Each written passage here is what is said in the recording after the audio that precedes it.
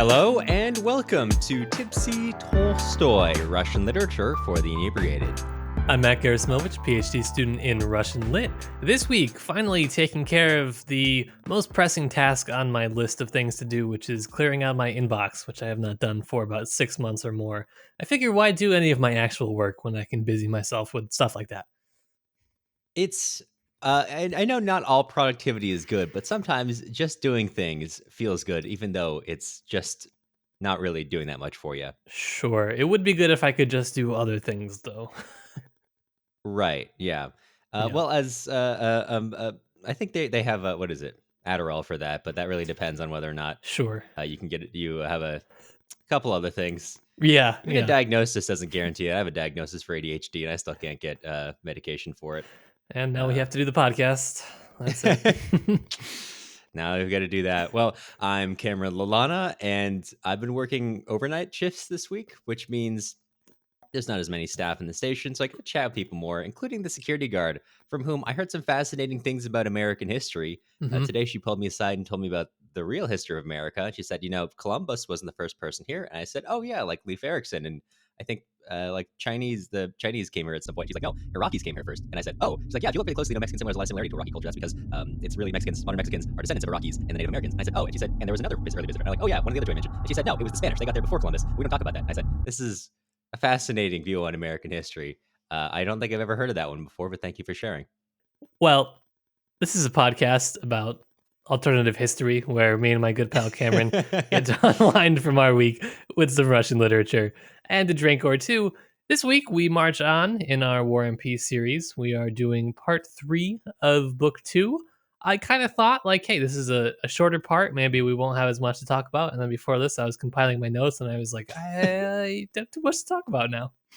And then you remember that even though it's a shorter part, it takes place over 2 years. Yeah, that did it. That really did me in, I think. Yeah, I think it would. Yeah. Well, so after investing all this time in this part, specifically about 2 years of in-book time with War and Peace, you probably want to make sure that you're getting the most out of your reading. That's why you need to head on over to patreon.com/tipsytolstoy, where we post a reading guide for each episode that includes quick commentary on major quotes and themes. Plus, once a month during this series, we're hosting a Patreon-only reading group to discuss everything we didn't get to discuss on the show. If you're not interested in Patreon but still want to help us out, you can leave us a nice review on Apple Podcasts or sign up for our email list on our very fancy schmancy website, tipsytolstoy.com. One of my friends this week told me that our show looked very commercial, and I'm not quite sure what to make of that. I took it as a nice compliment. You fucking capitalist sellout pig. Yeah, that's another way I could have taken it, but I chose not to. I guess it's all in the tone, which we don't need to clarify. No, I let it stand. Well, before we get into it, we need to ask Matt, what bez alcoholica nappy talk do you have today? Yes, I am drinking an orange peel wit from Untitled Art. It's a brewing company in Wisconsin, and it is also non-alcoholic, but packs a punch of flavor. It's good. I'm enjoying flavor? it. Tell me, walk me through. What are the tasting notes here? Orange. Orange And fake beer. That's what I would say.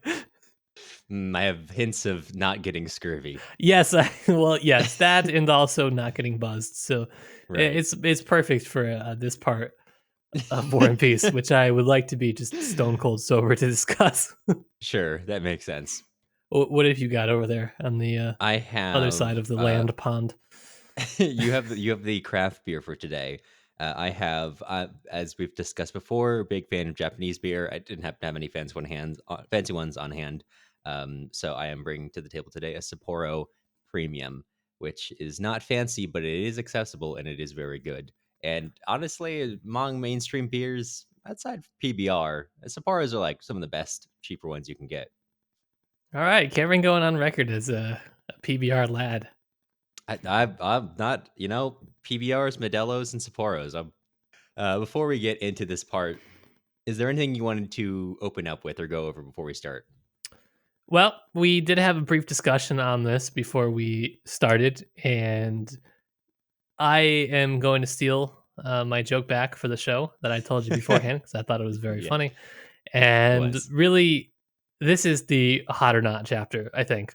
Hmm. 2 years have gone by. Everyone's grown up to, well, an age where I guess when Tolstoy was writing, it was appropriate to call someone hot or not. And even though that's a little murky, but that's what this chapter is. Everybody becomes hot or not by the end of this chapter.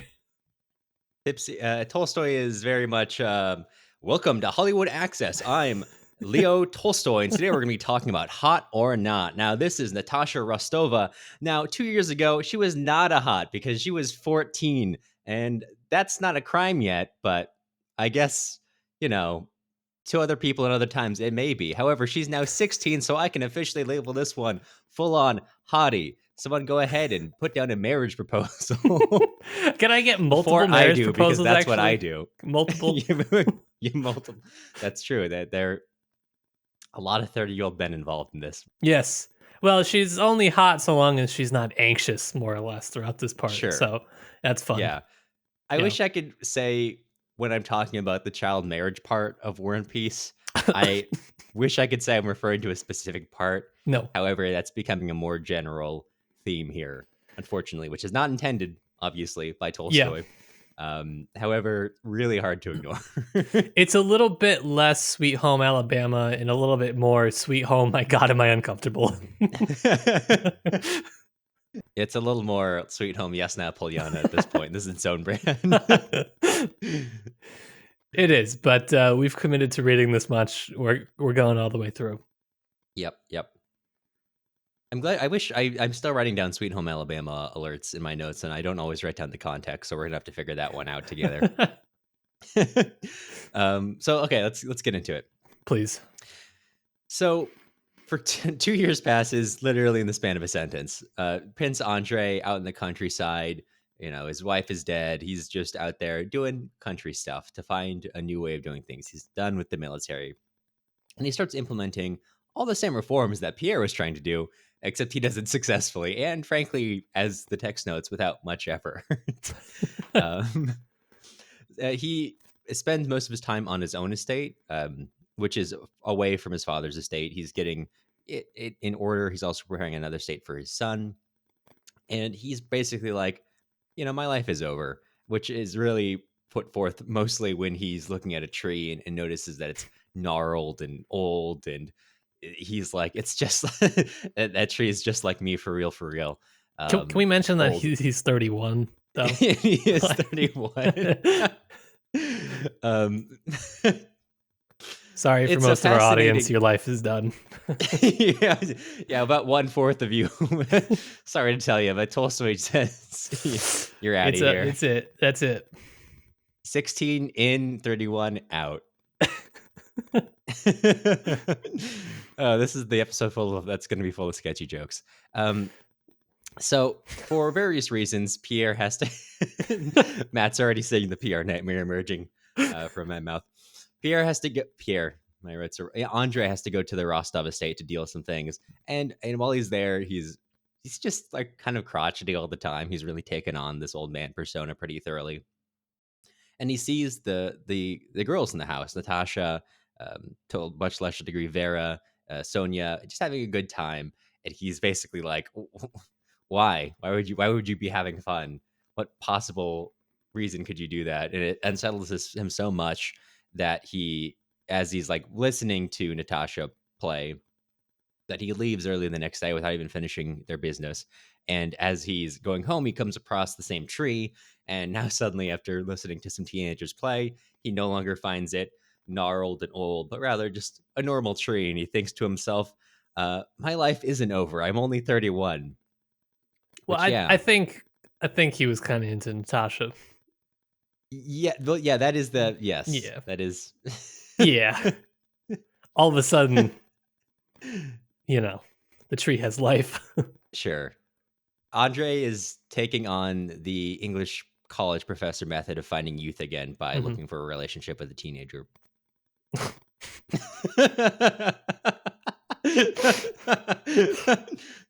Look, if you not that this is your department, but if you've ever hung around, for anyone listening to an MFA department, tell me I'm wrong.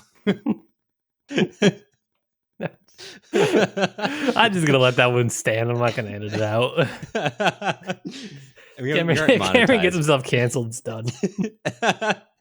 I get myself canceled by the perfect college professors of America. Yeah. Yeah, that's fair. Hey, listen here, pal. If you ever want to go to an MFA program, you're done. So he now that he's back in the country, he suddenly finds life unbearably dull. These last 2 years, which have been fine, now it's just, what am I doing here? Why aren't I in the big city? So he makes plans to go to Petersburg in the following summer.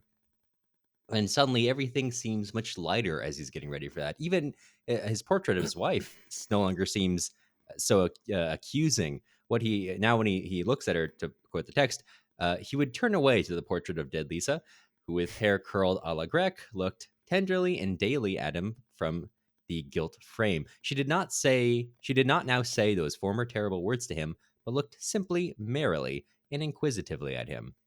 Isn't that the most So egregious change, though? Like, suddenly my yeah. wife would no longer be angry at me now that I'm changing my whole life because of a teenager. Yes. Yeah. Yes. No, that sounds like how that would go. Yeah, probably.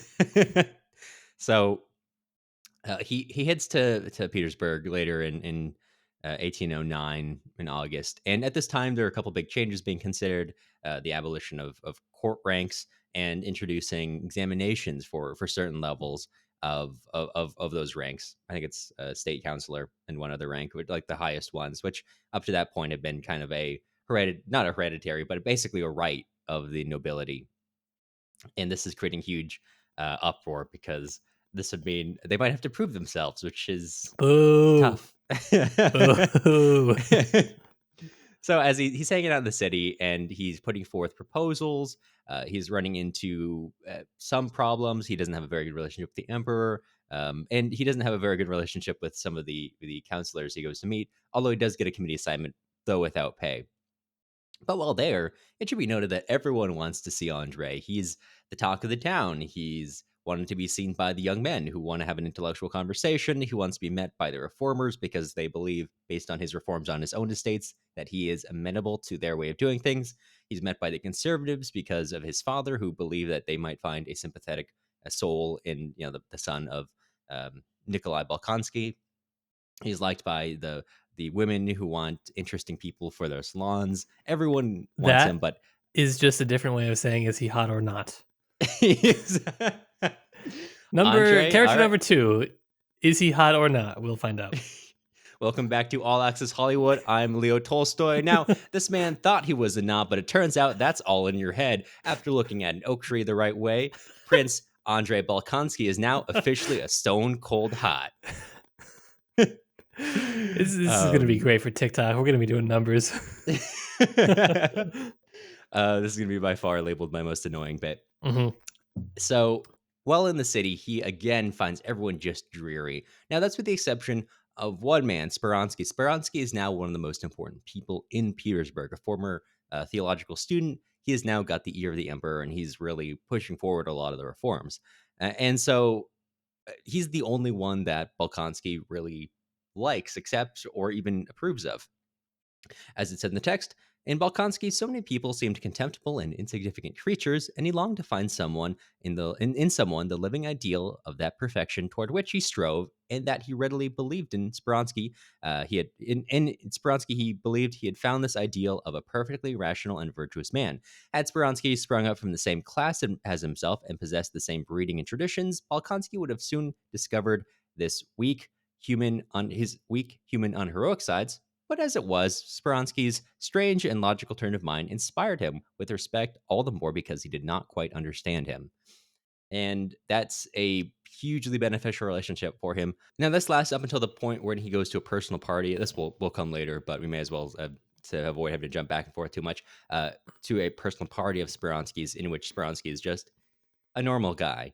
And so suddenly, as happens with Andre's life, which we'll talk about, he has this another sudden change, from thinking he's old to thinking maybe I'm young again. Well, not young, but my life isn't over yet. And coming to Petersburg and thinking this sudden change of it's city life is where it's at. Speransky's the only real one, and seeing Speransky as a normal person, not as some strange other, suddenly makes him lose all respect for the man almost immediately. And And he could you say Speransky, not hot? he's not a Nope. hot, not hot. Not with those big fat white hands that Tolstoy keeps talking about in a really uncomfortable way. Not hot. Nope. Full on naughty hottie. Um,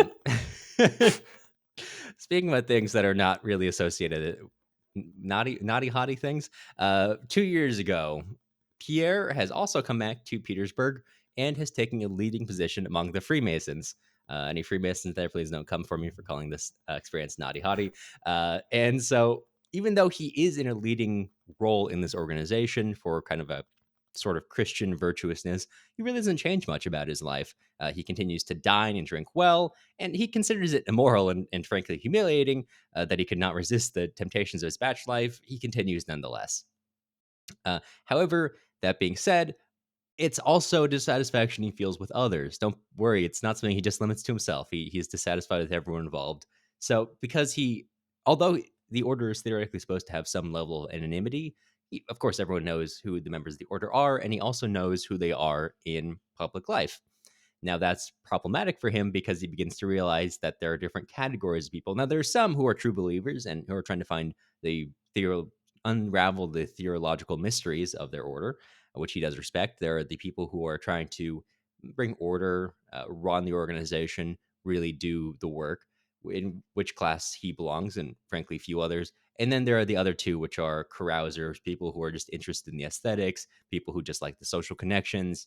And he begins to be really dissatisfied with that. In order to dissolve this dissatisfaction, he goes abroad. And after some time, about a year to a year and a half, he returns, and everyone's super excited until he gives a speech in which he basically says, we need to create a form of universal governance which is designed to combat all human vice. Of course, not interfere with normal actual governance. Our providence is like the soul, basically. He says we must found a form of government holding universal sway, which should be diffused over the whole world without destroying the bonds of citizenship, and beside which all other governments can continue in their customary course and do everything except what impedes the great aim of our order, which is to obtain for virtue the victory over vice.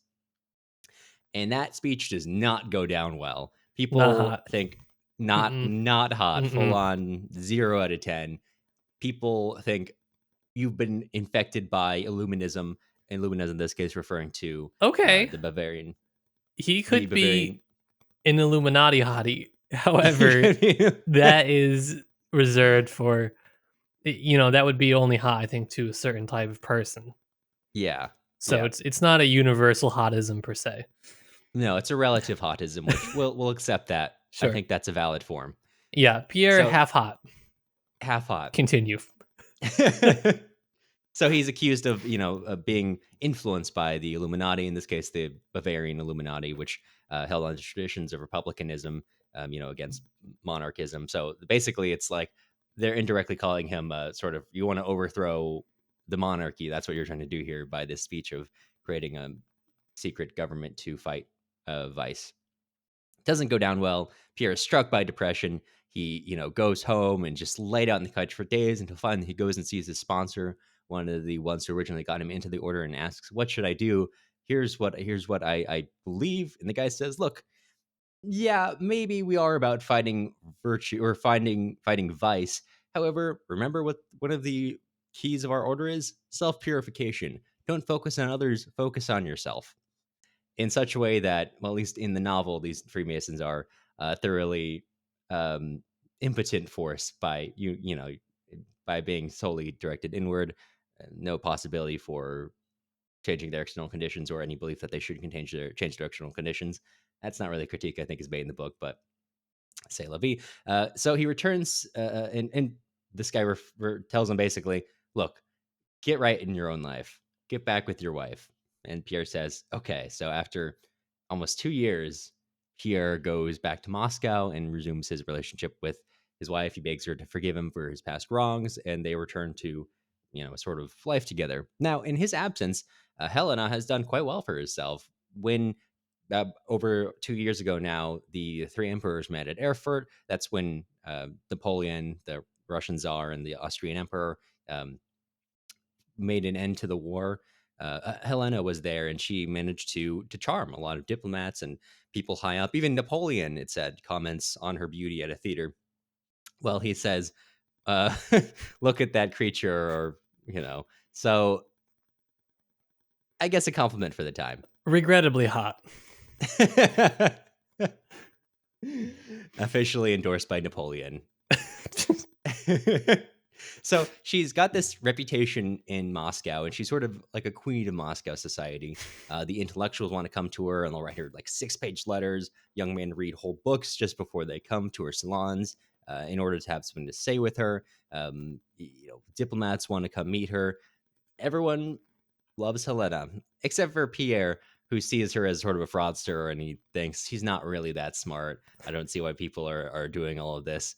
And although he's a crotchety, not old man, he's still quite young, but he's still very crotchety and kind of rude to people. But that because something becomes his charm. They've got this sort of relationship where Helena is the long suffering, very noble wife who everyone loves, and then Pierre is sort of the person who walks around and like he's like on any given newscast, they've got like the theoretical opposition, like having a liberal on Fox News. That's who he's walking around. He's providing the crazy views that everyone else is like, "You're so funny, Pierre."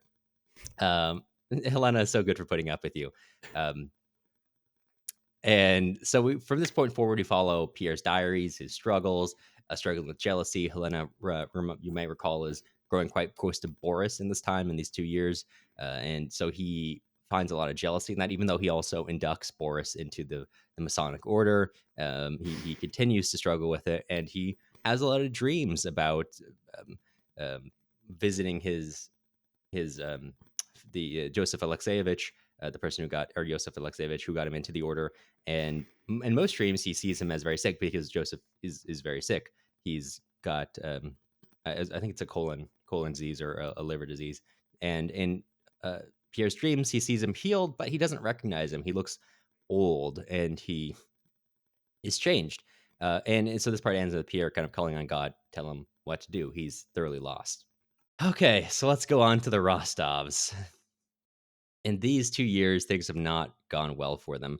Um, they're actually losing money every year. So the old count, he comes to Petersburg from Moscow to look for an official post so they can earn some money to help pay off their many debts that they're accruing every year. And now that they're in Petersburg, although in Moscow society they were well loved, well liked, high class.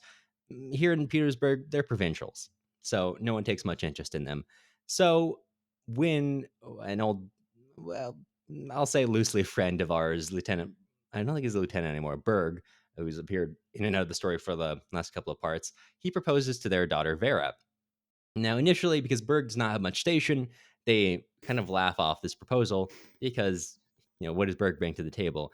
However, then they reflect, wait, but no one else is coming to us in this time, and Vera is unimaginably old at the age of 24. So will anyone ever Also, marry her again? wow, we just kind of hate Vera.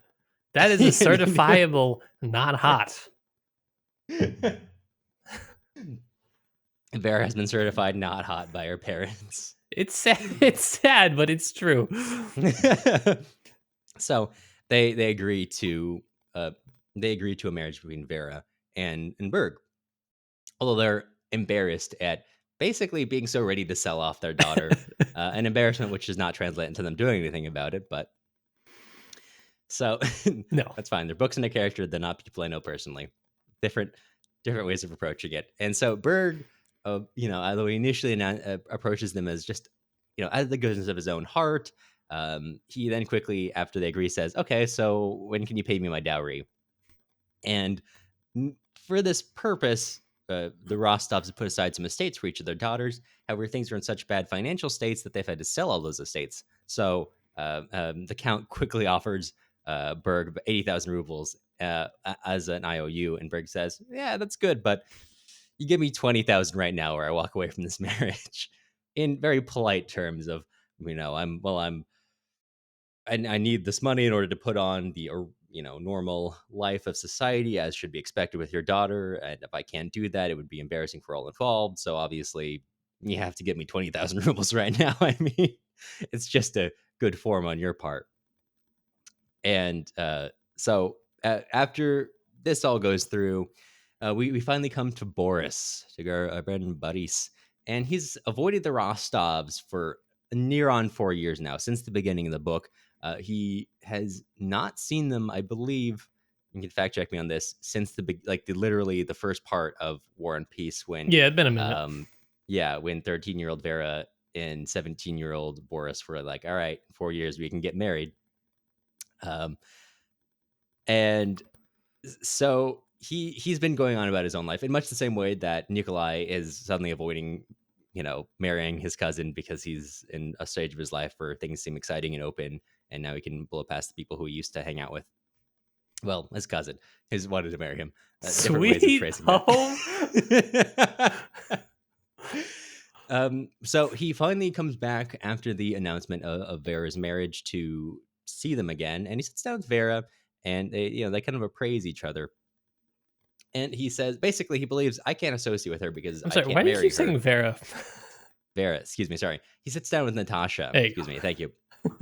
I And was like trying to rack my brain. I was like, is there a Vera in this part? No, there's no Vera in any part. Tolstoy would not. Doesn't. I think Tolstoy personally hates Vera. So he sits down with Natasha, and they kind of reflect on how much has changed, and he thinks, I can't hang out with her because I can't marry her because of her family's estate, or the state of their estate. However, he keeps coming back to hang out with Natasha, despite receiving daily notes of disapproval from Helena. And this leads to Natasha going to her mother and being like, should I marry Boris? Can I marry Boris? And her mother says, you cannot. And the next day basically tells Boris, don't come back by here again. Stop trying to marry my teenage daughter. She's the only person in this book who's like, please stop trying to marry this teenager. She's the only one that makes sense. Yep. I think. Yep. Yeah. When an old man is, well, not old. I mean, Boris is like early 20s, but still, principle applies that when like a 20-year-old's trying to marry her teenage daughter, she's like, all right, Natasha, go to your room. Boris, don't come back here. Yep. Certifiably Certifiably good mother. New scale introduced on the Tipsy Tolstoy podcast. Certifiable good parent moments, which we do not give out too often in the books. This is, I think, the only one in the book. Yeah. Mm-hmm. Yeah. So,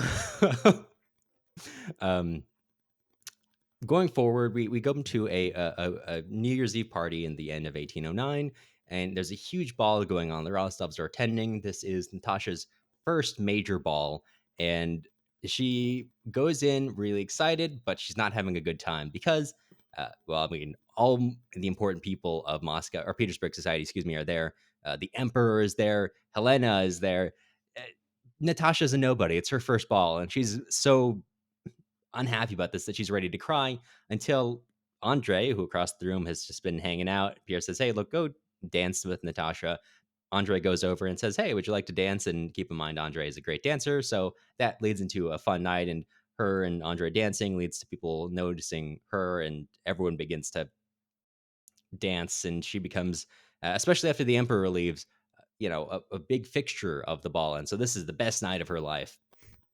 And Andre, for his part, is suddenly like, oh, all right, I'm going to marry her.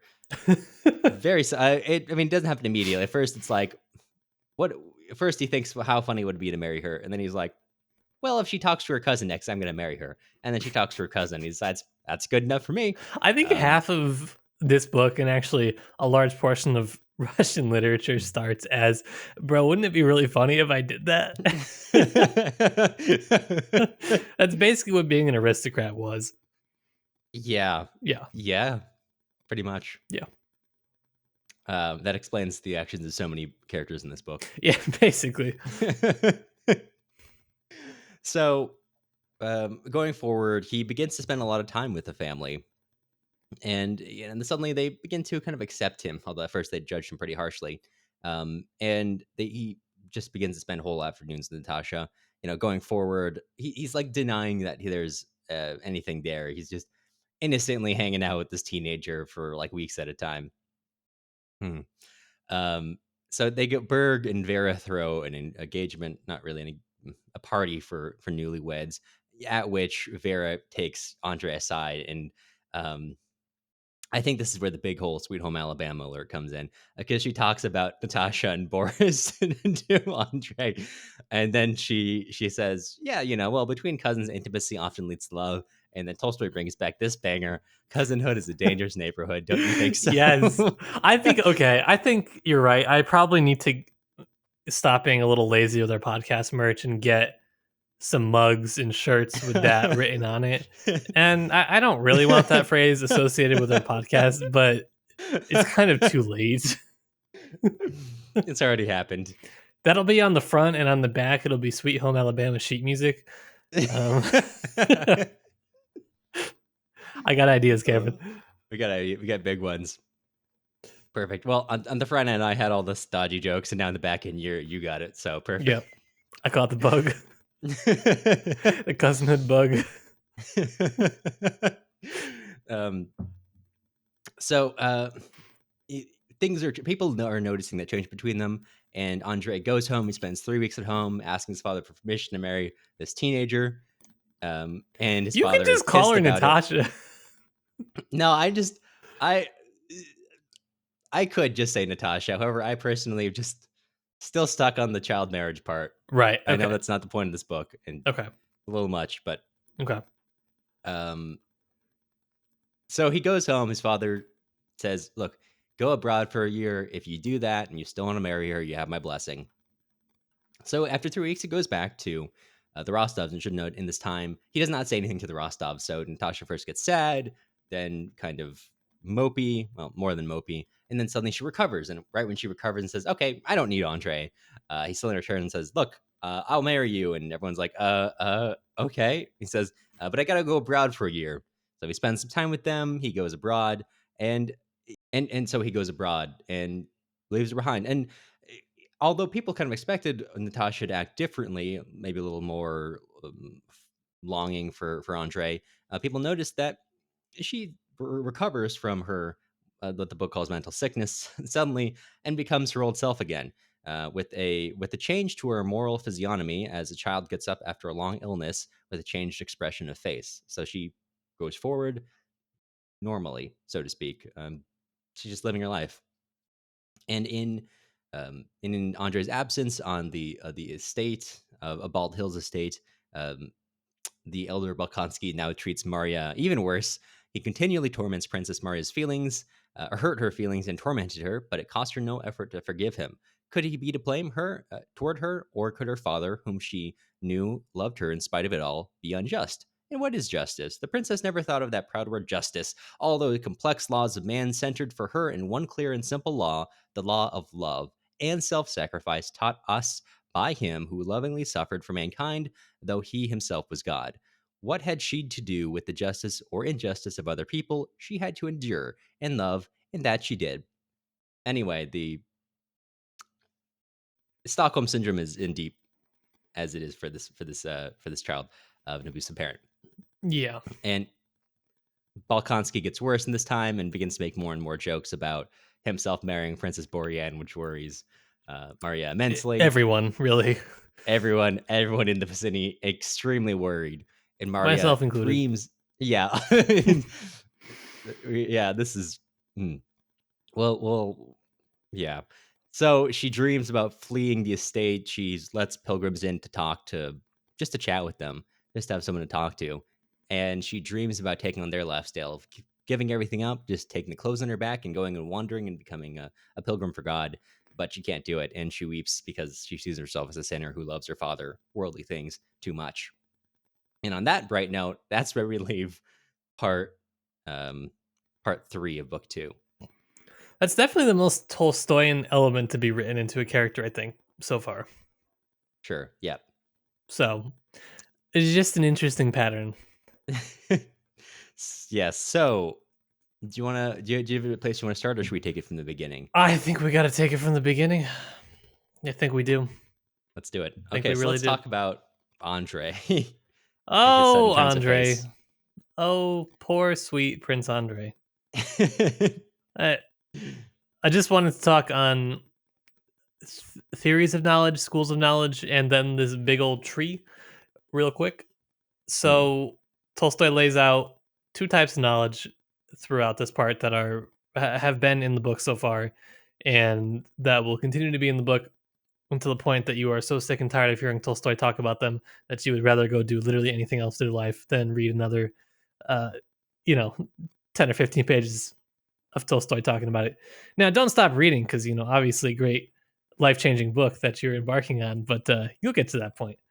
Uh, and this is enough of my persuading. I know this is the distinction between practical knowledge and sort of theoretical knowledge, and this is a big distinction between Pierre and Andre that starts to emerge. Pierre just really he kind of lacks the propensity for both types of knowledge. Unfortunately for him, he really is kind of an oaf here, and he starts to implement some of these reforms, and he's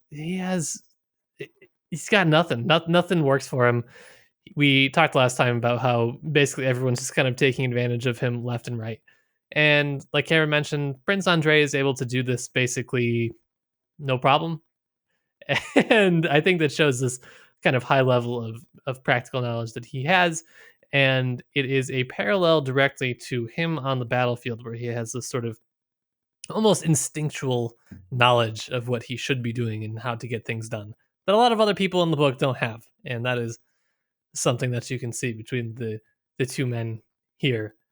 And I think part of it has to do with the sort of political space that he occupies in the novel, which is kind of a middle ground, whatever kind of guy. You mentioned him being courted by both the conservatives and the progressives and the reformers. And Prince Andre doesn't really, I mean, he wants to at one point, sort of get some reforms pushed through, but as he kind of mentions, they're really not anything major or extensive ultimately. And I think that this tree more than anything is symbolic of that. This line where it especially says this oak alone refused to yield to the season's spell. So he has a lot of different sort of political movements and thinkers that are kind of pulling around him, trying to get him to go to one side or the other. And he's able to kind of withstand and I guess work on this sort of almost instinct, this kind of he's in tune with the old Russia of his father, but he's also not totally antisocial. I mean, through one part of this chapter, he is, but on the whole, as a character, he's not necessarily. He represents kind of the new and the old, and he's able to find this good balance. And so I think that that's what Tolstoy is going for. Now, you could probably read those things a lot of different ways, and you definitely could also read it as just sort of internal feelings, nothing to do with politics. Just he sees Natasha, and now his tree grows twigs, whatever you want to make of that. Those Tolstoy's words, not mine.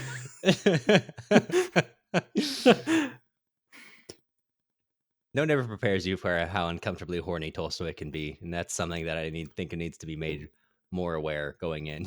Yeah, it's a pretty horny tree, I would say. hmm Yeah, and going on with Prince Andre to extend your point about him being this configuration of both the new and the old, I think his relationship with Spronsky shows that well. Where Spronsky is drawn to him because well, Bolkonsky has implemented many of the changes that Speransky is interested in on wider societal level, and keeping in mind those reforms I talked about initially, when Speransky talks about it, you know, Bolkonsky talks about it favorably, and Speransky sees in him a sort of like-minded liberal reformer, and then Bolkonsky hedges and says, "Well, but that being said, we have to remember that privilege is a right of nobility, and in order to maintain our aristocratic class, certain privileges should be conferred. So I'm not entirely for exams because we need to make sure that our aristocratic society continues as intended." And that's where Spronsky disagrees, but still sees someone who can talk to. So, again, we're seeing this like he does put in place those reforms. He is that sort of person minded, somewhat favorably, but he also is completely for the maintenance of the extant social order. He's not looking to reform that too much. To your point about where he kind of stands. Yeah, it's interesting just because I don't even know how much he believes in what he's saying because I know this quote you're Mm. talking about, and I think it's at the time when he just decides, you know what, I kind of want to neg Speransky. I don't want him to think that I'm too into him and his ideas. So every once in a while, I'm just going to drop something that makes me like a little bit different. He's kind of like, he's a little bit of like a pick me aristocrat, is what I'll say. Yeah. Yeah, well, I think that's reflected in his he doesn't really stand for anything specifically. Right. He does things, and that's kind of reflecting how he lives his life. How every Hmm. 5 minutes he turns around everything. He suddenly believes country life's no longer for me after 2 years. He goes to the city. He works hard, and then suddenly, I think, as it said, after he Speransky disappoints him by being a normal person. Andre recalls his labors in the legal code, how painstakingly he had translated the articles of Roman and French codes into Russian, and he felt ashamed of himself. Then he pictured vividly to himself Boguchorovo, his occupations in the country, his journey to Ryazan. He remembered the peasants and drawn the village elder, and mentally applying to them the personal rights he had divided into paragraphs, he felt astonished that he could have spent so much time on such useless work. But even that obsession with the countryside suddenly is turned on its head when he meets Natasha, and he says, I'm gonna marry Natasha," and then he also has to go abroad, and all these things are happening. He's in a middle ground in a lot of ways, and I think that's reflected in his life, how he can turn it around on a dime Hmm. so often. Yeah, I think Speransky is probably the most interesting character from this part in the sense that he's really not actually that interesting at all. And he has a couple things that I kind of like. One that's to do with just him, and another one that has to do with his relation to Andre and kind of actually the structure of this part as a whole. The first one I will kind of drop in for our Anna Karenina fans. I have a few of these little nuggets that I'm going to talk about today and also in our book club at the end of the month. But for Speransky, boy, he just has hands that Tolstoy is obsessed with. I mean, obsessed with them. He hates this guy's hands so much. And he, I think, is almost like a prototype of this character in Anna Karenina Grinevich, who has these fingernails that Levin is just obsessed with when he goes to visit Stiva at his work. And to Levin, it symbolizes somebody who doesn't do any manual labor at all. He's just kind of a desk guy. He, doesn't really do anything practical. He just is one of these kind of government lackeys that collects a salary, and that's basically it.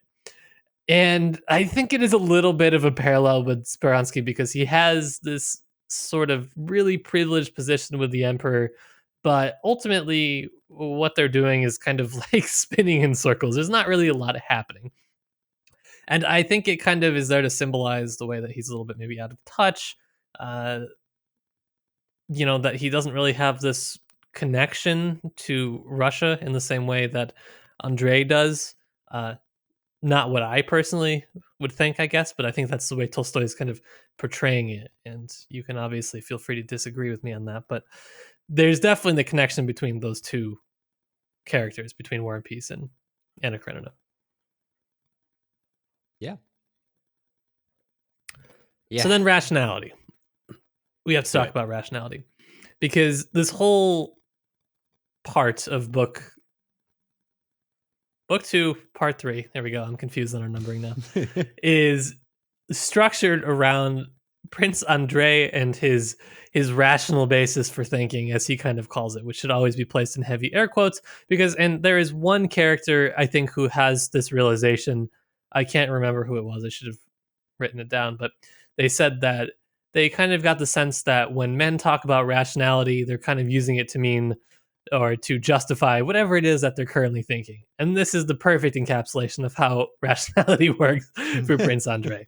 Uh, he really, like you were talking about, he has these sort of plans and these ideas of how things should go and how his life should go. And then some outside force will come in and just completely blow it all away.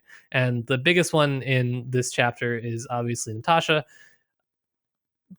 But we should consider it again in how we're kind of looking at the action of the novel too. So Andre really thinks that he's kind of choosing his own path, his own course, but it really is these outside influences that are coming in and just kind of pushing him in a certain direction. We already talked about how Pierre is the opposite of this. He's just the oaf that's kind of moving along and getting pushed and pulled to kind of wherever he's going, and he doesn't really accept any sort of he doesn't really accept the idea that as an individual he's really changing that much. He really acknowledges in this part the fact that he is just awful at changing anything about himself or the world around him. And so this whole part is structured, again, to return to that, on Prince Andre or somebody setting up this sort of rationality and this sort of perfection, which is what he refers to this rational mode of thinking as. And then it is torn down completely and very quickly. So we've seen this happen with Pierre and the Masons. Now we've seen it happen with Prince Andre and this perfect rational being that he sees in Speransky.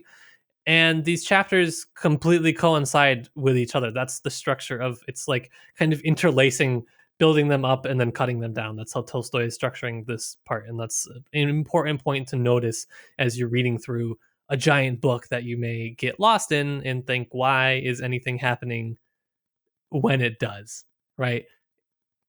We need to pay attention to more than just the chronological sequencing, but how Tolstoy actually structures them within the novel. It's of course intentional. So pay attention to it, why don't you? Pick up what Tolstoy is laying down. That's right. Now, you already mentioned the Masons, but you want to talk about Masons? That way, Let's talk about one of our Masonic followers can come and execute us when we say something wrong. Yeah. For any Freemasons out there listening to us, I do have a legitimate question if we do have Freemason listeners, which I'm just kind of guessing we probably do. Shoot us an email, tipsytolstoy@gmail.com. I want to know, how accurate is Tolstoy's portrayal of the Masons? From what I understand, it seems to be generally correct, but I'm not a Freemason, so I don't know. I'm just, for my own sake, I'm curious how he did. I'm just curious. I want to know. For any experts on Freemasonry in the Imperial Russian Empire, which you're telling me we don't have one expert on that? I bet we probably have like one guy who knows a lot about it in our audience. Sure. Yeah, that's fair. We have to have just such an eclectic audience, is my guess. Sometimes people email us and I'm like, yes, there's our audience. Yeah, no, that makes it okay. All right, I'll believe you. Yeah. For that of you out there, and I'm sure you exist, we go ahead and let us know.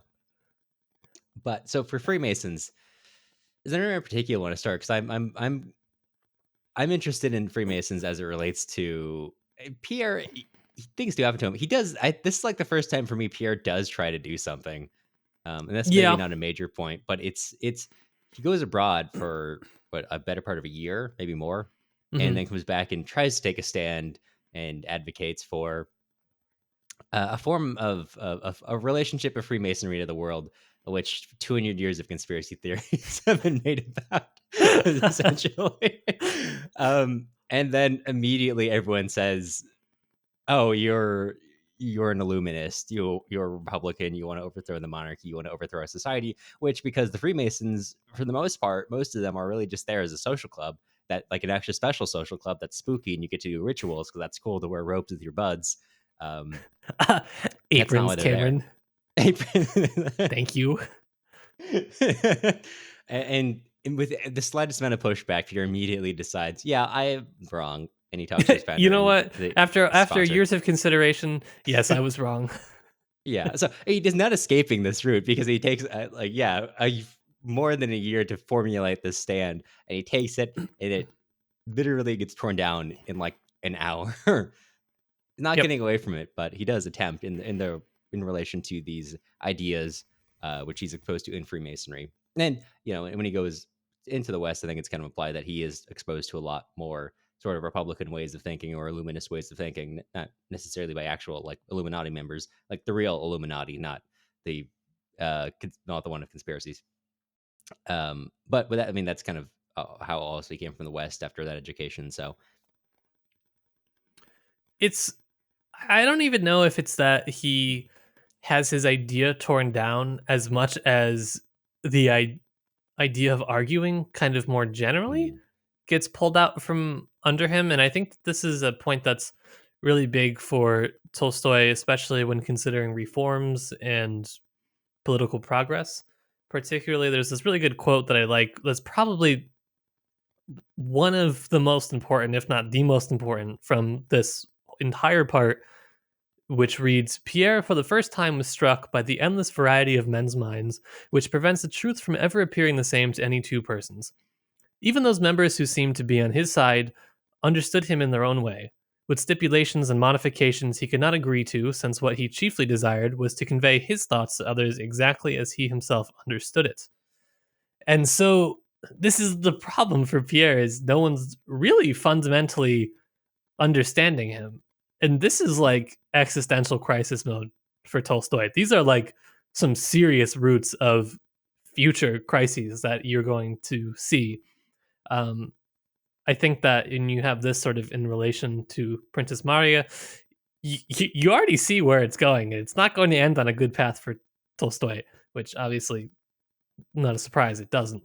And so Pierre kind of realizes here at this point where even if he was to explain a great idea that everybody agreed with, it doesn't really matter because they're not really fundamentally understanding his thoughts as he understands them. They're understanding his thoughts in their own way, which is just there's something different. There's a little bit of a disconnect there, and it doesn't totally compute.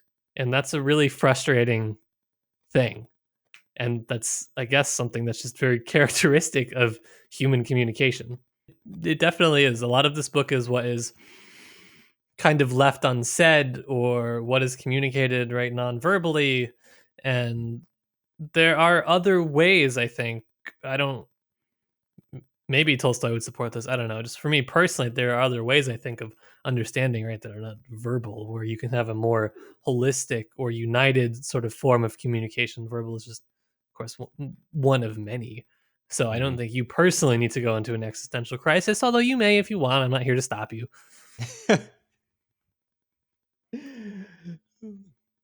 Yeah, if you personally want to take the Pierre route of becoming intensely jealous of someone that your wife is interested in, and then also inducting that guy into your secret order. Not that you had to, you just decided. I mean, If you'd like to he's be just going on about masonically life. cucked, you may. You may. My favorite Chuck Tingle book. Um, anyway, so let's move forward a little bit. Do you want to talk about the Rostovs, or do you want to Guy's stop name with sounds our like a friend Helena? disease. Sorry, I just.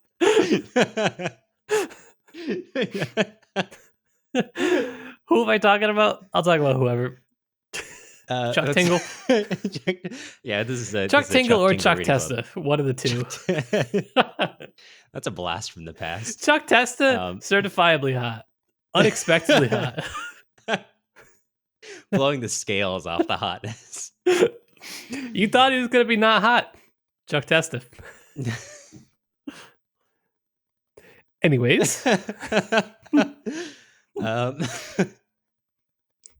so let's talk about the Rostovs. Oh, please. Oh my. Can we? I thought we were done with the Sonia Kitten stuff. I thought we No, were done.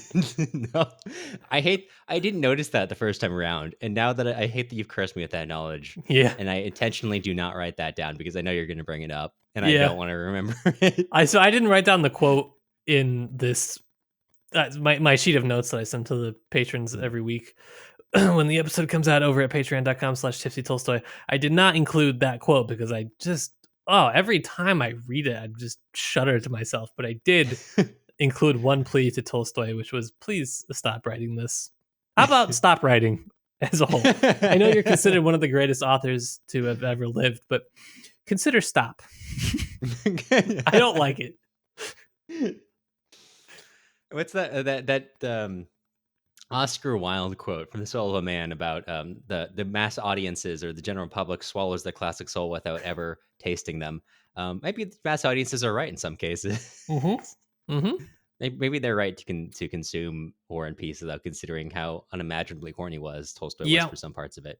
Before we get to Natasha, I just quickly want to talk one very last thing, which it happens at the end of the part, which is why I have it at the very bottom of my notes because I'm but a fool. And this happens when Andrea is kind of disillusioned with Speransky. And this exact same thing happens in Anna Karenina, which is so wonderful to see that Tolstoy is just self plagiarizing here. He says that Speransky's high pitched voice struck him unpleasantly, and his incessant laughter had a false ring that grated on him. This is the exact same thing that happens to Anna after she meets Vronsky, and then she goes back and she sees Karenin, and she doesn't like the way that his ears look. This is the exact same thing where Tolstoy describes these sort of moments in our lives that can sort of change our whole perception of the world.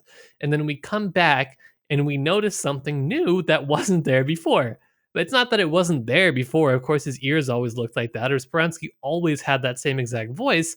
And, Andre would have noticed because he was talking to him. But there was something that happened that has fundamentally changed how he views the world. And now you can see it, physically. And so Tolstoy does this across multiple books, well, both books. And it's just a super interesting thing that I picked up on when I read it this time. I was like, yes, I am a good reader. I'm getting a PhD. Good for me. I can do this thing that like 4 people care about. So that was fun. So if you're listening now, thanks for listening to that cool thing that I buried in the back of the episode. For the percentage of you who make it all the way through our Little episodes. nugget for you. Yep. Big shout out. Big shout out. Big shout out. Okay, but we can talk about Natasha now. Yes, I'd like to Natasha. I'd like you to talk about Natasha.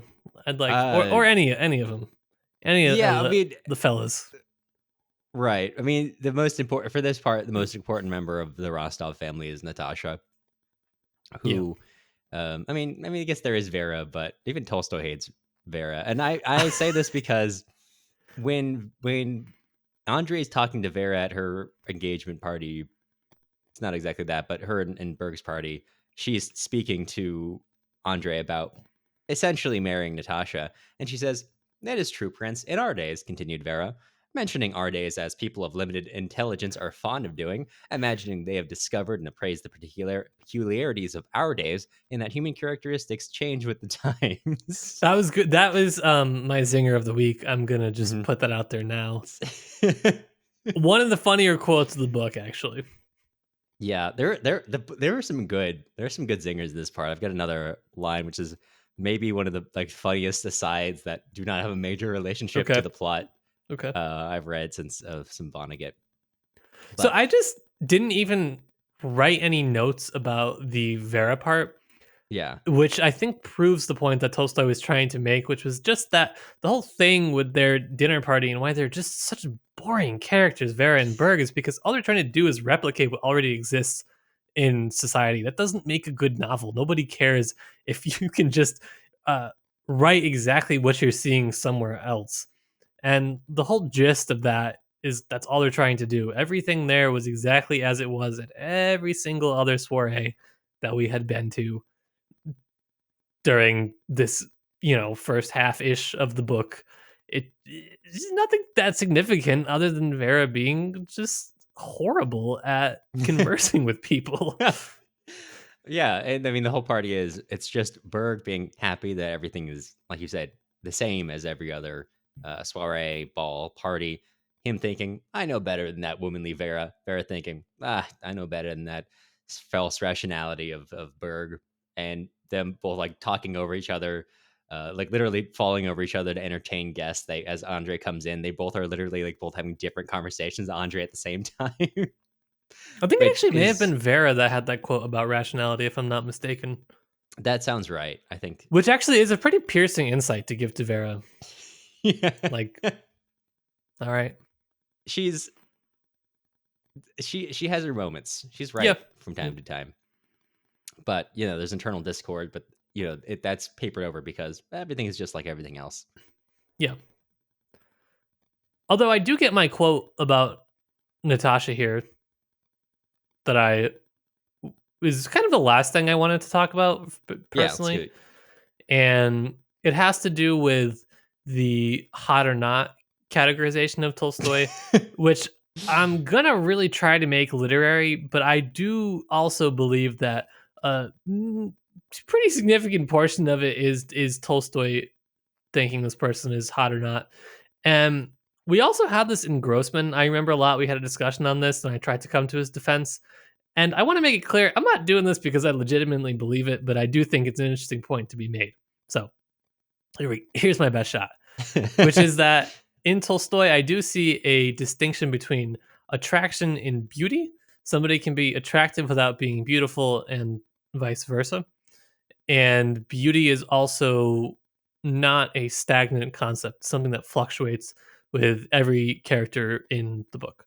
And there is this quote here where Pierre is sitting at a card table playing cards at this party, and he says that he could see Natasha and was struck by the curious change that had come over her since the night of the ball.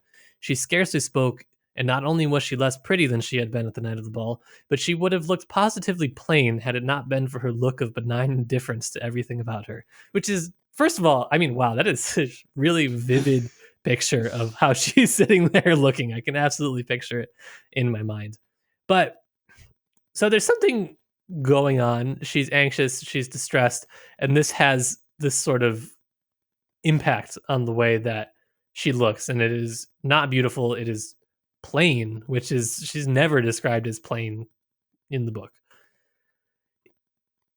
When Pierre's wife is described, right, there is something different. There's not anything beautiful about her.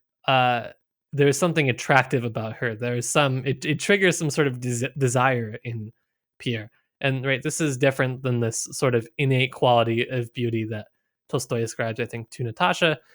Not at this part, but something that comes back to her later. It is given to her oftentimes in relation directly to Prince Andrei, which, that's food for thought. There's a lot that you can make out of that. But keep in mind, we're only halfway through the book. We got some stuff coming up that's going to be pretty interesting to talk about.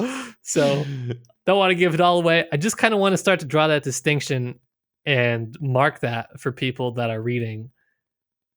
I can definitely see why the women in this book kind of can come off at times as stereotypes and kind of flat, predictable, etc., etc. However, it's interesting. We'll see. We'll see. Maybe. I don't know. I'm trying.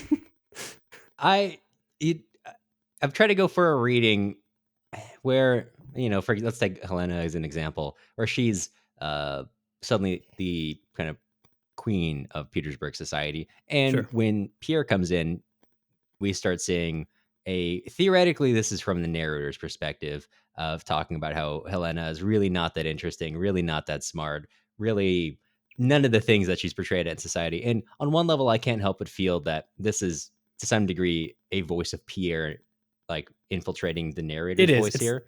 It called would, double yeah, voicing. That's yeah, exactly what's happening. Yeah. yeah, perfect. Yeah, so like it's who knows like Helena, but that mounts at the same time of well, Helena is a Karagan, and to also to the point of Tolstoy writing families in ways that you see their characteristics rhyme with each other.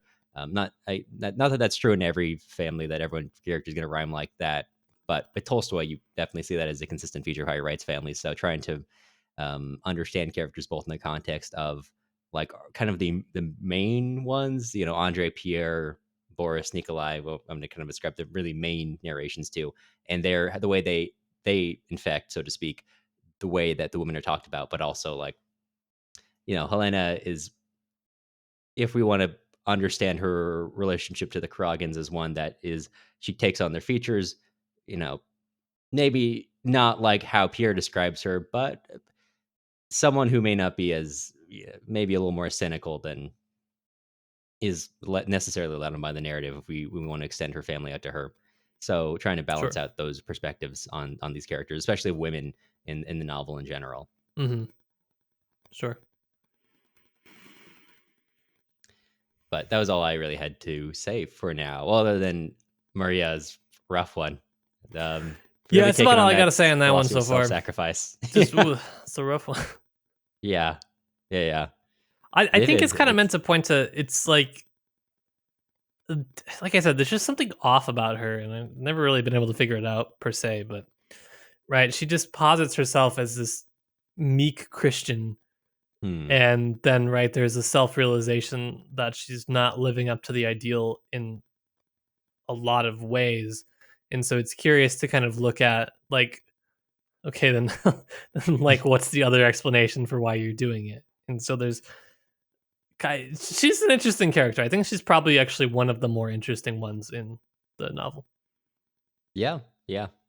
She has a lot. Uh, there's a lot of characters who kind of go on life and they change in reaction to it. She is one of the few opposites, I think, who's got that strong internal character enough Hmm. that maybe strong is the wrong word, but has a internal ideology and logic which propels her forward Hmm. against the tide, unlike a lot of other characters we talk about who are kind of responses to the external stimuli around them. Sure. Which that may change. We're only so far into the novel, but so far, you Sure. know, Yeah. uh, Yeah. for now, unless there's anything else you want to cover, I think this might be a good outro. Yeah. I'm ready to paste in that outro, but I gotta know, Cameron, on a scale from 1 to Yeltsin, how commercially drunk are you? Commercially speaking, Mhm. I'm gonna put myself here at a 0 because I only had a Whoa. single Sapporo. Whoa. Um, so we're having a light night, and well, I'd ask you. Oh wait, hold on. I was gonna ask you what your zinger of the week is. I know Sure. we kind of went over it earlier. Can I give you posit to you one that Yes, we could put forth for a I zinger? immediately forgot because I have the brain of a goldfish, but I really did want to hear what it was going to be. So this is the intro to. I think this is. Oh, you know what? Sorry. I think this might actually be in the next book. I started reading Oh, forward. However, I am going to include this. okay. This is wrong, but it's just so funny. Okay. The Bible legend tells us that the absence of labor, idleness, was a condition of the first man's blessedness before the fall.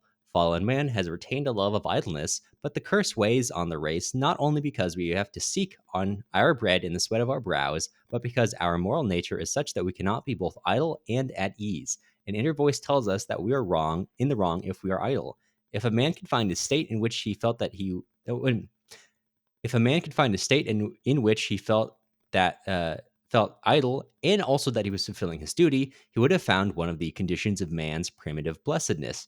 In such a state of obligatory and irreproachable idleness is the lot of a whole class, the military. The chief attraction of military service has consisted and will consist in this compulsory and irreproachable idleness.